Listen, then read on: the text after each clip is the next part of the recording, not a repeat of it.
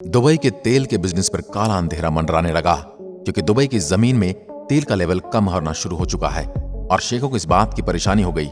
इसलिए वो चाहते थे कि वो अपना इंफ्रास्ट्रक्चर ऑयल बिजनेस से कन्वर्ट करके टूरिज्म में प्रमोट करें, ताकि अगर तेल का बिजनेस ना भी रहा तो टूरिज्म से अरबों दौलत कमा सकें। इसलिए क्राउन प्रिंस मोहम्मद बिन राशिद मखदूम ने 14,000 करोड़ रुपए का एक प्रोजेक्ट सोचा। हर साल दुबई में 50 लाख टूरिस्ट घूमने फिरने आते हैं, जिसे वो बढ़ाकर 1.5 करोड़ कर देना चाहते थे। लेकिन इसमें दिक्कत ये आई कि दुबई बहुत छोटा शहर था। इसलिए क्राउन प्रिंस ने ठान लिया कि अब वो समुद्र के बीच में एक शहर बनवाएंगे और वो चाहते थे कि काम सिर्फ 6 साल में कंप्लीट हो जाए।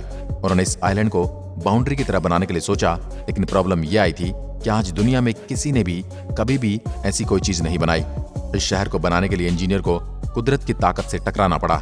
यह विशालकाय शहर समुद्र में सीमेंट और स्टील की मदद से बड़ी आसानी से बनाया जा सकता था, लेकिन दुबई के शेख ने कुछ और ही सोचा था। वो चाहते थे कि शहर को पूरी तरह से कुदरती सामग्री से बनाया जाए ताकि आसपास के माहौल में घुल मिल सके।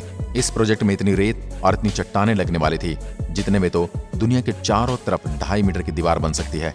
और इस प्रोजेक्ट को अंजाम देने के लिए दुबई ने दुनिया भर के खास इंजीनियर्स को हायर किया। इंजीनियर्स को यह फिक्र थी कि सर्दियों में उत्तरी तूफान से आने वाली हवाएं और 2 मीटर ऊंची लहरें इस शहर पर वार जरूर करेंगी। सभी जांच पड़ताल के बाद इंजीनियर्स ने हिसाब लगाया कि उन खतरनाक लहरों से बचने के लिए उन लहरों से करीब 3 मीटर ऊंची और 11 मीटर लंबी दीवार बनानी चाहिए। समुद्र में दीवार खड़ी करने के लिए करोड़ों रुपए के 3 जॉर्जर्स मंगाए गए, जो कि समुद्र में रेत लाकर डालते जा रहे थे। अब समुद्र में रेत का थमे रहना आसान नहीं था, इसलिए रेत को थामे रखने के लिए इसमें 6-6 टन के पत्थर डाले गए। इस विशाल प्रोजेक्ट में कुछ भी पत्थर के भरोसे नहीं छोड़ा जा सकता था, इसलिए हलचल में ही पत्थर सरक जाएंगे और पूरा का पूरा शहर समुद्र के अंदर चला जाएगा।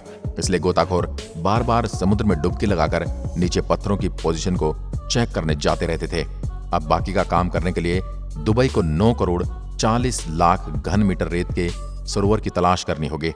आपको नहीं पता तो मैं आपको बता दूं कि इतनी रेत में पूरे लंदन को 1 मीटर नीचे दफनाया जा सकता है। अब आप ये सोच रहे होंगे कि दुबई में तो रेत की कमी नहीं है।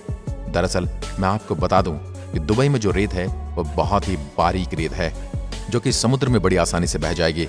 इसलिए इंजीनियर मोटे कणों वाले रेत को ढूंढने में लग गए। इंजीनियर्स को पूरे 6 समुद्री मील दूर सागर तल में मिली रेत को पाइप के जरिए 6 मीटर प्रति सेकंड के हिसाब से समुद्र में छिड़कना शुरू कर दिया। अब काम तो ठीक से चल रहा था, लेकिन इंजीनियर्स को शक था कि क्या उनका यह आइलैंड ठीक डिजाइन से बन रहा है। लेकिन दुबई के पास इसका शक दूर करने का उपाय 606 किलोमीटर पर अंतरिक्ष में था। दुबई ने अपने भेजे जीपीएस सैटेलाइट के जरिए ऊपर से ही प्रोजेक्ट को मापना शुरू कर दिया, ताकि प्रोजेक्ट का डिजाइन ठीक तरह से बन रहा है या नहीं। और इस तरह प्रिंस दुबई भी अपने इस ड्रीम प्रोजेक्ट पर घर बैठे ही नजर रख सकते थे। अब प्रोजेक्ट तो खत्म होने के कगार पर था, लेकिन ऐसे प्रोजेक्ट में जब काम खत्म हो जाता है तभी कोई ना कोई प्रॉब्लम जरूर खड़ी होती है।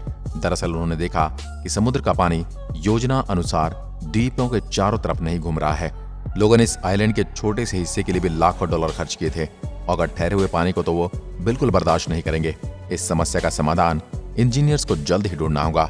इसका सॉल्यूशन इंजीनियर ने ये निकाला कि वो दीवार के अंदर 2 छेद करेंगे, तो इन होल्स में से ताजा पानी बहकर चारों तरफ फैल जाएगा, और दूसरी तरफ भी एक ऐसा ही होल करना होगा ताकि पानी बाहर निकल सके। अब जैसे जैसे प्रोजेक्ट को खत्म करने की डेडलाइन पास आती जा रही थी, वैसे वैसे इंजीनियर्स अपने काम को अंजाम देने के लिए लगे हुए थे। अब 12-12 घंटे काम करने वाले एशिया के 40,000 वर्कर्स को काम में लगाया गया था। इन लोगों को 48 डिग्री की झुलसती गर्मी में काम करना था। इस प्रोजेक्ट में 51 अलग अलग कॉन्ट्रैक्ट्स, होटल, बिल्डिंग्स, सड़कें वगैरह बनाने के काम में लोग जुटे थे। आपको ये बात हैरान कर देगी कि बिक्री शुरू होने से पहले ही 3 दिनों में सारे के सारे मकान बिक गए। इनमें से सबसे महंगा मकान 12 लाख डॉलर्स का था। वक्त तेजी से निकल रहा था, लेकिन क्राउन प्रिंस ने सबको 2006 में आलीशान दुनिया देने का वादा किया था। इस 1.6 किलोमीटर इलाके में कम से कम 8,000 विला, 220 शॉपिंग मॉल्स और रेस्टोरेंट होंगे, और खूबसूरत बिल्डिंग के लिए अलग से जगह बनाई जाएगी। और ऐसे ही इंजीनियर्स ने दिए गए वक्त में उन्हें आलीशान शहर बनाकर दे दिया। अगर आज यह शहर न होता तो हो सकता है कि दुबई के पास इतना पैसा नहीं होता। आपका इसके बारे में क्या कहना है, हमें कमेंट में लिखकर जरूर बताएं। आज की वीडियो में बस इतना ही। धन्यवाद।